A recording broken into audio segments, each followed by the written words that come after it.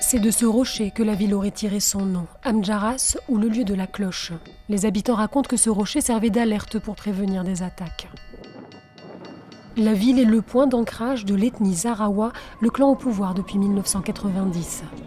C'est la ville natale du fameux président Marshal Idriss Déby, non? Mais aussi c'est la ville de beaucoup de cadres dans ce pays. Il y a qui sont ici pour des raisons de commerce. C'est une ville florissante où les gens viennent commercer ici. C'est une ville de caravanes. Des gens qui ont envoyé des bétails vers la Libye, vers le Soudan, vers l'Égypte. C'est un centre commercial. C'est un carrefour de rencontres humaines. Des gens venant vraiment des horizons très différents. Au moment de ce reportage, Amdjaras est en fête. Elle accueille le Festival international des cultures sahariennes, mais quelques jours plus tôt, la ville était déserte. Sur le chantier en construction de plusieurs dizaines de villas luxueuses, nous rencontrons un ouvrier. Pour des raisons de sécurité, il a demandé à garder l'anonymat. Nous retranscrivons ici ses propos. Les grandes villas que vous voyez partout à Amdjaras appartiennent aux familles les plus puissantes du pays. Mais ces villas sont vides quasiment toute l'année. Tous habitent à Djamena et ne viennent ici que ponctuellement. On se demande à quoi servent les routes, l'électricité, l'hôtel, l'aéroport ou encore l'hôpital.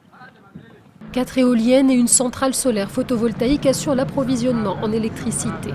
Un aéroport international a été inauguré en 2022 et construit selon les autorités pour désenclaver la région et attirer les touristes. Mais d'après un rapport présenté au Conseil de sécurité de l'ONU en janvier 2024, cet aéroport aurait servi de point de passage pour la livraison d'armes émiraties aux paramilitaires FSR au Soudan.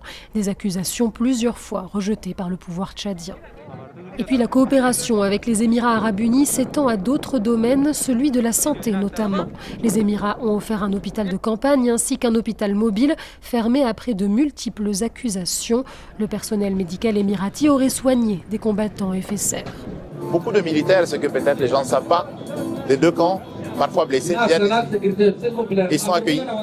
Donc on a intérêt que la paix revienne au Soudan et non pas que la guerre s'envenime. Ici, il y a des combattants des deux camps qui viennent se faire soigner à l'hôpital d'Amdjaras, c'est ça? Non, ce n'est pas ce que j'ai dit. Je dis que sur les plus de 1000 km de frontières, vous avez des villages, des populations des deux camps qui y vivent. Et en fait, c'est parfois les mêmes populations. C'est juste le tracé colonial qui les a divisés. Et lorsque maintenant il y a des gens, des blessés, on ne voit pas la couleur. Amdjaras se trouve à une bonne heure de piste de la frontière soudanaise, fermée depuis fin février à cause d'incursions répétées par les belligérants du conflit soudanais.